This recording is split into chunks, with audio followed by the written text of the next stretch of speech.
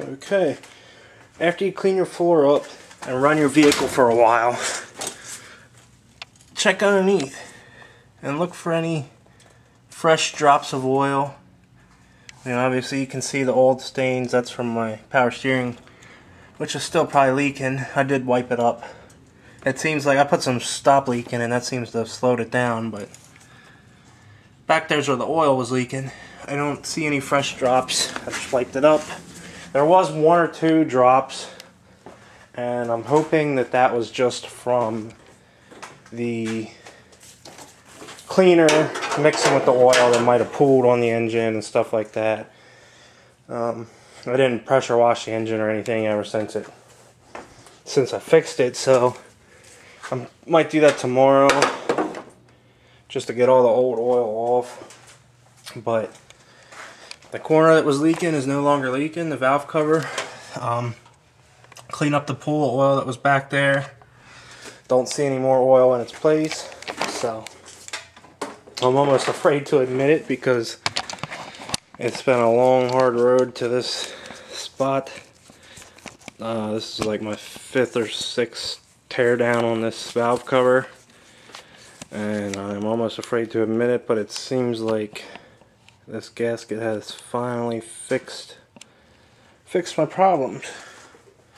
So once you're satisfied that your gasket isn't leaking anymore, it's time to put it back together. So you've already tightened the valve cover down, so that is done. You're going to want to put your clip on your throttle. I'm going to remove the spring so I can move the throttle assembly without having any problems. So you want to get your little clip that I'm trying to loose today pretty damn hard, and put your throttle cable back on, and then you want to take this clip and very carefully, it's hard with these gloves on,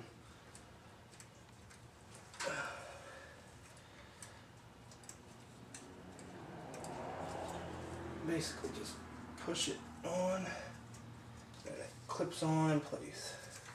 And I just want to give it a couple wiggles and make sure that it's going to hold and not fall off or anything like that. I've had this on and off 5 or 6 times, so I definitely want to make sure that it's not going anywhere. So the clip is on there, cable is plugged in. Then it's time to, I'm not even going to, if the bolts turn a little bit, I'm going to snug them up, but I'm just going back to make sure none of them work their ways loose or anything like that. You don't want them to have them too loose to where they come loose while you're driving, because then you'll get a leak. Anyway, that's the bitch about these valve cover gaskets. You can't have them too tight. Gasket will squish and it'll leak. Don't have it tight enough, it'll leak. So, damned if you do, damned if you don't. Now put your throttle return spring back on.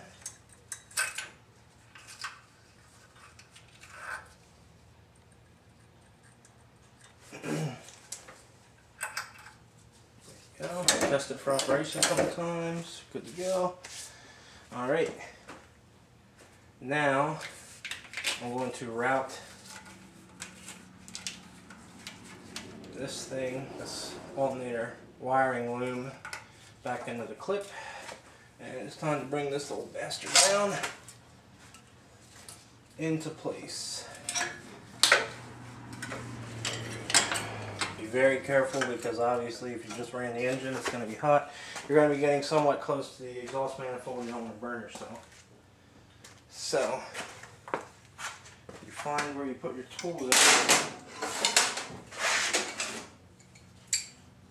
You get your 15mm socket, your extension, and your ratchet.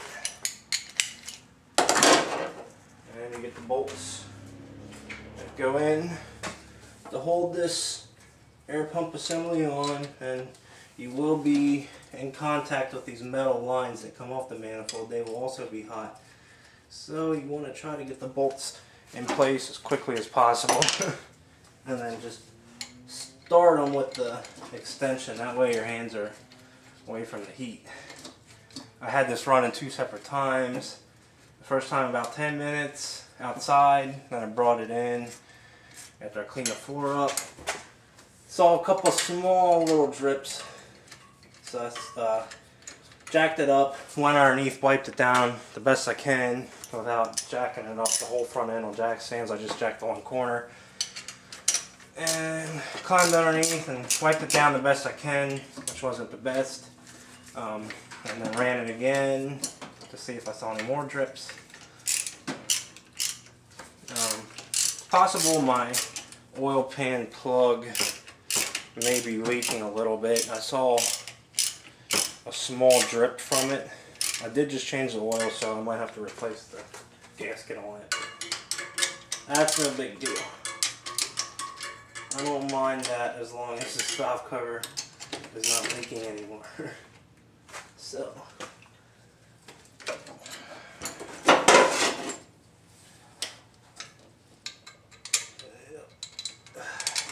it's mighty hot down in there.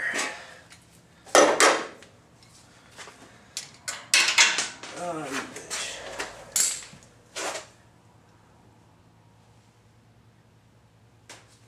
Of course, when you drop the bolt, it rolls. Partial. About part way back.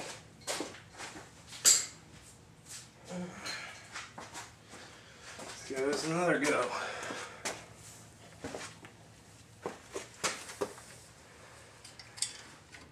Because this engine is so hot, this is making it a lot more difficult. If you want to be real smart, just wait until it cools down enough to where you're not burning the hell out of yourself. But I'm somewhat impatient. I'm really impatient. So, and you just tighten these down good and snug.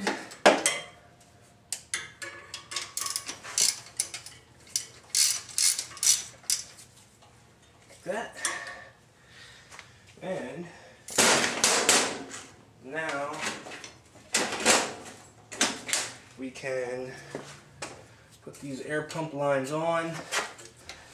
This one goes to here.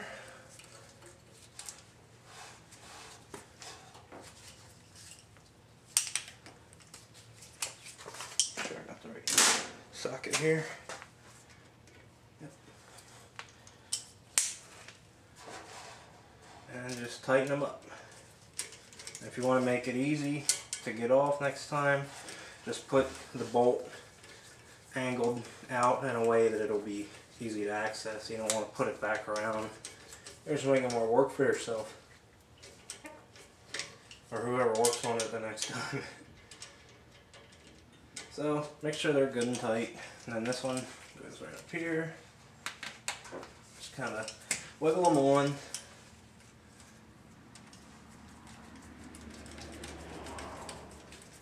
And turn it till it's good and tight. Alright. Now, you want to do a visual inspection of all your lines, all your vacuum lines like these little hoses. Make sure nothing came off or broke while you were moving all this stuff around, because that'll cause drivability issues and you don't want to do that. So just make sure your coil wire is on, because you had to remove the coil when you remove this air pump assembly. Make sure all the connectors are on good and tight. Just give it a once over. It takes 2 seconds to do and save you a big headache if you get it all back together and it's not running right. And then you gotta pull the air cleaner off and everything. Nobody wants to do that, so just make sure your wires are all routed away from exhaust manifolds so they don't get burned. And then go to the other side and check even though you weren't working on this side, it's very possible that just you moving stuff around pulled a line loose. I mean, a lot of these vacuum lines are just pushed on. They don't have any clamps or anything like that, so all it takes is just a little force and they come right off. So make sure they're all on good. Obviously you're going to have a couple lines that aren't hooked up to anything. Those go on your air cleaner. So just checking everything good, and once everything looks alright, you can get your air cleaner assembly. And if you remember, I always like to hook this small line. It goes to this big part here, which plugs into the back of the air cleaner anyway. But I like to hook this one up first because it's underneath and it's the hardest to get to with everything else on. So you just push that on. Make sure your gasket is on your carburetor good. Once you get that one on, and then you grab the big hose, which is disappeared on me now. Comes from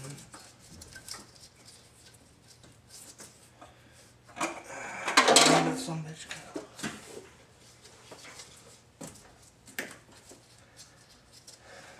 Losing lines here. I just saw it a second ago.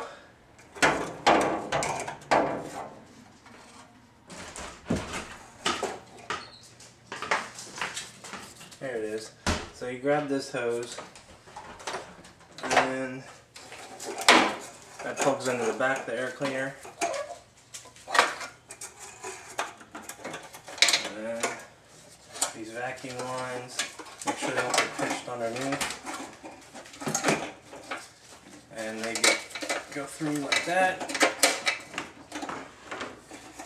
This hose down here connects to your exhaust manifold.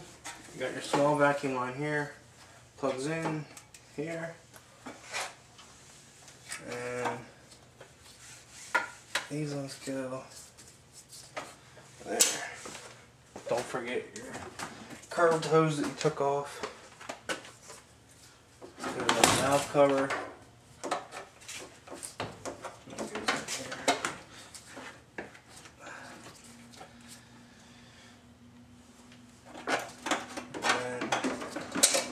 Gonna get your little clip.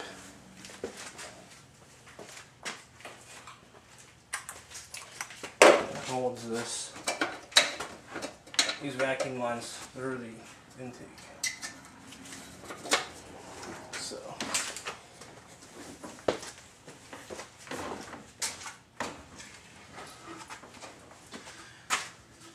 and then it's pretty much just put the air filter in and put the cover on.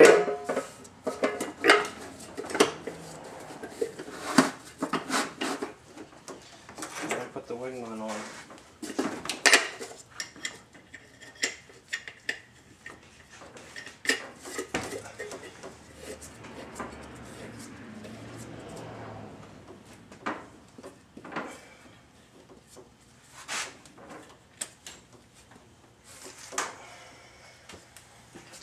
And start it up and listen for any air leaks. You'll hear them hissing if they are leaking.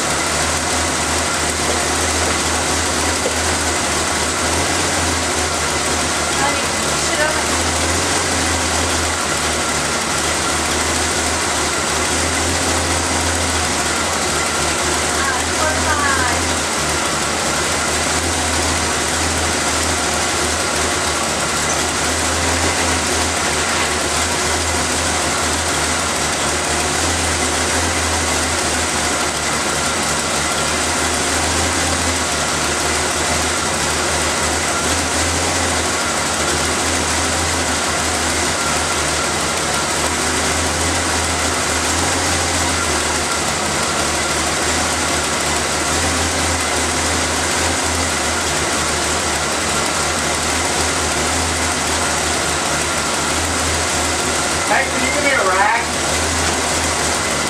That's burning my eye. What? Something's burning my eye. Yeah, I know. Can you give me a rag? Yeah. Here, this one? No, a dirty rag. Either one of those blue ones or my red one. I don't care. Open the garage door. This? Yeah, open the garage door then. Yeah.